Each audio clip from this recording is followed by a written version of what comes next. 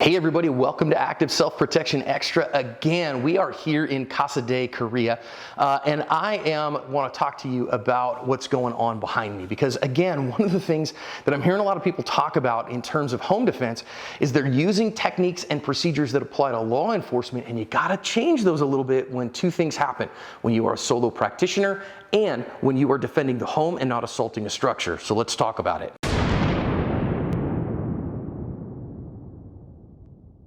So a couple of things here. I want you to think about the fact that most of what we do in terms of clearing houses and clearing structures and those kinds of things, the doctrine comes from two places. Number one, it comes from 20 years of war in Afghanistan and Iraq. And my friends who are Iraq veterans and Afghanistani veterans, they have kicked a lot of doors and they have done a lot of assaulting of structures and clearing of buildings. Usually, again, I've got friends who've done sniper work and they have to clear their own buildings in order to set up and do those kinds of things. And that is incredibly difficult work that has a robust body of tactics and techniques and procedures. Likewise, my law enforcement friends, when they are talking about, hey, I got to go in and see what's going on. I had to chase a goblin down a hole, or we had a break-in a home, and it's my job to clear that home. So I have an unknown structure with unknown occupants, or I'm a SWAT cop and I'm busting in to a meth lab or something like that, or where there's human trafficking or something like that. All of those things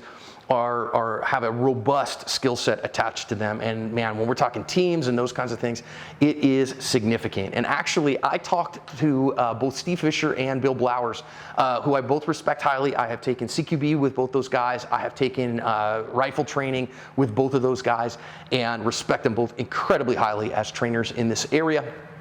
And I asked him about this particular problem.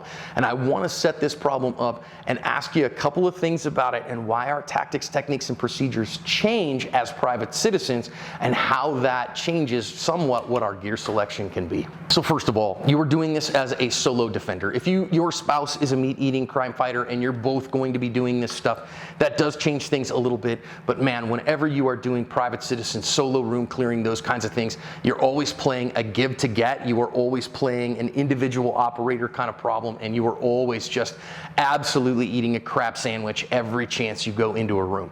So just keep that in mind. Second thing here is the way that we do things. Okay, so let's just say we're not on the second floor at the Korea's house, but we have a room here where we had a break-in, but we know that there could be a bad guy here. We heard a window break or whatever. But let's think about the first thing. If, for instance, I know I don't have any family members in there, I don't have any loved ones in there, the first question I got to ask is, do I need to go in there and clear that? Is it better off for me to do, and I learned this from Steve Fisher, I think it's a fantastic concept, is to take the firefighter approach of look, listen, feel. Now, there's a whole bunch of that, but when a firefighter, rather than rushing into a room, they will look and see, do I see fire coming out from under the bottom of the door? Do I see smoke coming out? Now I listen, can I hear the fire back there? Is there danger back there? And now I feel, do I feel the heat or those kinds of things? So that slows their roll and says, why do I need to go in there, and what is my best approach to going in there? Same thing here as a self-defender, and I think that's a fantastic thing. I learned it again from Steve Fisher, is look, listen, feel. So I just look. Do I see stuff going on behind that door? Can I see, shadows underneath the doorway or something like that? I listen. Do I hear a bad guy moving around in there? Do I hear multiple attackers? And again, do I feel? Can I feel what's going on there? Are they tromping around or are they not? So slow your roll, right? So sometimes there's no reason to go in there. You might just be better off if your family's on the other side of the house and that door, behind that door, there could be bad guys. Hunker down back here. Get your rifle out, get ready, set back behind your dresser or in your safe zone, and call out, hey, I have a gun, get out of my house, I will shoot you, the police are on the way. And get on the phone with 911 and get the cops there and let them clear that room. I'm not joking about that. Now you might say, but John, maybe there's nothing there. Well, if you look, listen, and feel, and after quite a while you recognize there isn't nothing there, maybe then you do have to clear that, but you've recognized that it's not that big a deal because the chances of somebody being in there are slim. Now let's say on the other side, let's say instead of it being somewhere where there's not, you heard a break in here and you hear a scream from your loved one who you know is in that room. Well, we're not playing any room clearing problems here. What the reality is we are busting in that room at a high rate of speed. Our safety and any pigging of corners or any of that stuff completely goes away. Our loved one's life is worth more than ours, and so we are going to rush in and solve that problem. So if I hear a problem down here, I'm not coming up here like this and figuring out, okay, which direction am I going to use? Am I going to, think about this as a corner-fed room, and where is my big things coming from? Because guys, I know this room. This is my house. I know exactly what's going on here, and you know what's going on in your house, and therefore you know exactly what this is looking like.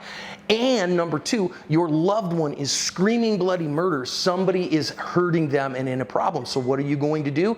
You are not going to waste time. You are going to see what's coming up here. You are going to bust in this door, and you are going to come out here, and you are going to solve that problem however it is. You are going to find your loved one, and whoever is harming them, you are going to take them out. Now, of course, the bigger reality is, am I going to even use the door handle? Heck no. I am running through that door and bashing that door in with a foot as I come in. I'm going to come in, and this is Sparta kick that sucker and get through there and save my loved one right now. So I have abandoned some of the CQB as a single person because my loved one is dying. So that difference there really dictates how I go about this problem. So I have heard some people talking about this, a 16-inch carbine with a 1.5 to 8 short dot on it, and they're going, but John, this is not as good, because what I can do if I have a short barrel here is I can hold the rifle up with a single hand while I go and do things. That's all well and good, again, except the only reason I go in there is my loved one is dying. I ain't got any time to mess with any of that stuff. So I'm gonna do it in a little bit of slow-mo here, and I'm actually gonna activate the latch with my foot, but you could do it with your hand as well. Just reach up and smack that down and go to work. And notice here, again, I don't have it drop to the ground, but if I needed to and I felt like I really had to keep things moving, I can put that underneath my arm here, grab that handle, go to work, get my arm back on the gun, and get mounted in that gun again and go to work. Of course, we're not going to go into a room with looking through our optic. We're going to go in looking through our Mark 1 Mod 0 eyeball, and then when we identify a threat, we're going to bring our rifle up and deal with that threat. Let's do it. So again, we are coming through here. Our loved one is going crazy, so I let go. I bash this down. I come right in without even thinking about what the heck could be going on, and I deal with the problem. I am coming in, and if I hear that screaming and my loved one is deep into this room, I'm not worried about pieing corners. I'm not worried about other problems. I am worried about what is causing my loved one to scream, bringing this rifle to bear on that problem, and dealing with it definitively. I am not waiting. So for that purpose and function, I think a 16-inch rifle is going to work just as well as a shorter one. It's not wrong to have a shorter one, not at all. Maybe give you a couple of advantages coming around doorways, stuff like that. But I really think one of the things that you see here is that as I'm coming around, I have to drop this no matter what to open this door. Then I'm going to push through the door and get it on anyways, and so I'm going to do that with either one. So a couple things. I would really encourage you to take a private citizen, single person, home defense idea with the carbine, because it's going to change your tactics a little bit. When you do force on force stuff, it's going to make you start thinking about the way that you do that. Once we start doing that, we start recognizing that problems like this room would be a fit for a law enforcement officer who is going to do stuff with a team, flashbangs, dogs, helicopters, all that crap, and me as somebody who my family's dying. Hope it helps you guys.